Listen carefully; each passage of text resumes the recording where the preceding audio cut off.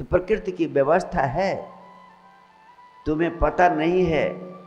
तुम सिर्फ कार्य और कारण के जगत में रहते हो। तर्क की तुम्हारे सीमाएं हैं, तुम्हारा तर्क सीमित, और प्रकृति का इंटेलिजेंस इनफाइनाइट, अनंत है। प्रज्ञा प्रकृति की वो सदैव सिर्फ तुम्हारे जीवन का संरक्षण करती है, तुम्हें सहयोग देती है। ये तुम्हें नहीं पता है कि किस किस तरीके से वो तुम्हारे भले के लिए लगी रहती है। उस व्यवस्था का ही परिणाम है कि जब भी तुम्हें किसी भी प्रकार का दुख पकड़े, जब भी तुम मुसीबत में गुजरो, हमेशा याद रखो कि प्रकृति तुम्हें सहयोग दे रही।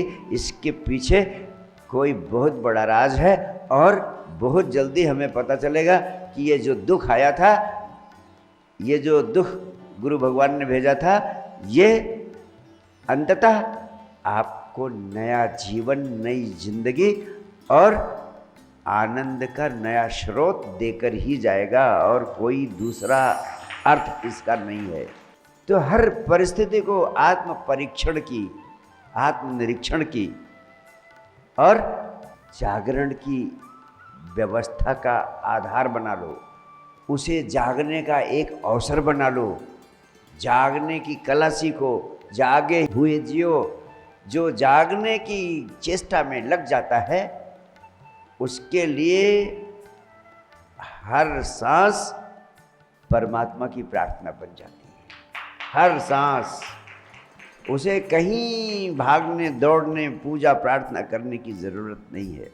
और गंभीर दुखों से गुजर रहे हो, चाहे वो गंभीर आर्थिक संकट है, चाहे गंभीर शारीरिक संकट है, चाहे गंभीर मानसिक संकट है, चाहे गंभीर संबंधों का संकट है, लेकिन जिस भी तरह के संकट हों आपके जीवन में, ये समझ लेना कि जब तुम स्वयं को पूरी तरह असहाय पाते हो कि तुम्हारे करने से अब कुछ नहीं हो सकता है, और तुम पूरे भरोसे के साथ अपने को अस्तित्व के हाथों में छोड़ देते हो कि अब प्रभु जैसी तेरी मर्जी, जो तू कराएगा मैं उस सब के लिए तैयार हूँ।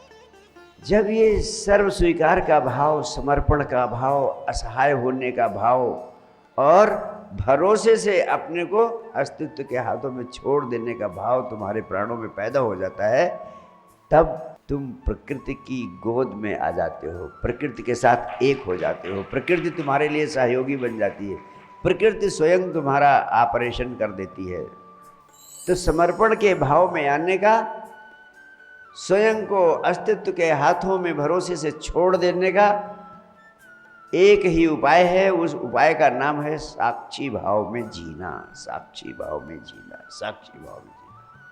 जो कुछ इस अस्तित्व में सब कुछ स्वतः हो रहा है, अगर आपकी कोई आकांक्षा पूरी नहीं हो रही है, ये मत समझना प्रकृति तुम्हारे साथ अन्याय कर रही है, अत्याचार कर रही है। हालांकि लगता तुम्हें भी ऐसे ही है कि इससे बड़ा अत्याचार आपके साथ और क्या हो सकता है। आप इतना प्रयास कर रहे हैं, इतने तिकड़म कर रहे हैं, सब कुछ तो कर रहे हैं, फिर भी असफलता, फिर भी असफलता, असफलता ही असफलता। लेकिन आपको पता नहीं, आप परमात्मा को भी इनकार कर देते हो, गुरुदेव को भी इनकार कर देते हो, मंदिर जाना भी छोड़ देते हो, और कहते हो ये सब नॉनसेंस है, ना समझिया।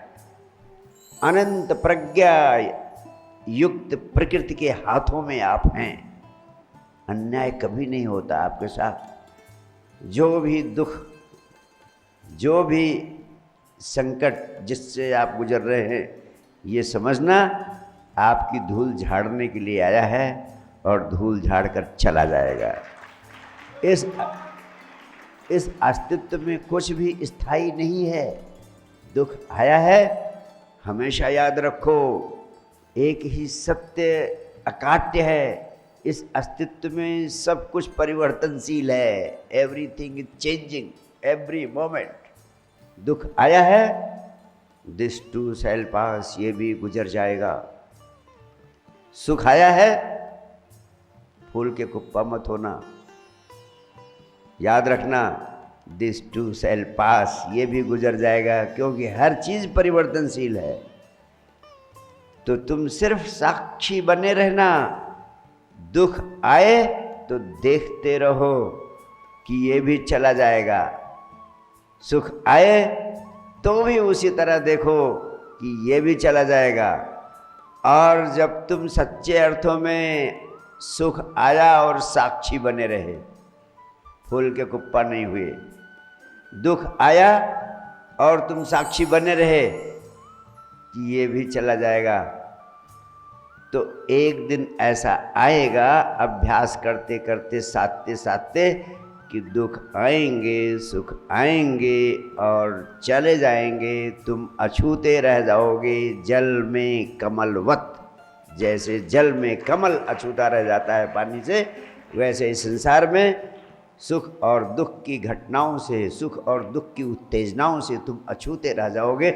उसी को मैं कहता हूँ संन्यास। संसार में रहते हुए संन्यास का आनंद लो, साक्षी भाव में जीना शुरू करो, और जो भी जिंदगी में आए दुख, उसे अस्तित्व का, परमात्मा का गिफ्ट, उपहार समझ लेना, एक अवसर समझ लेना कि तुम्हें जगाने के लिए आया है। और तुमने जागना शुरू कर दिया तो दुनिया के, इस जिंदगी के सारी दुखों की हवा निकल जाती है, क्योंकि तुम साक्षी हो गए। जब साक्षी हो गए तो क्या मान, क्या अपमान, क्या हार, क्या जीत, क्या लाभ, क्या हानि, क्या लेकर आए, क्या लेकर जाओगे, सब यहीं धरा रह जाएगा। जब लात चलेगा बंजारा, सब यहीं धरा रह जाएगा जब लात चलेगा बंजारा।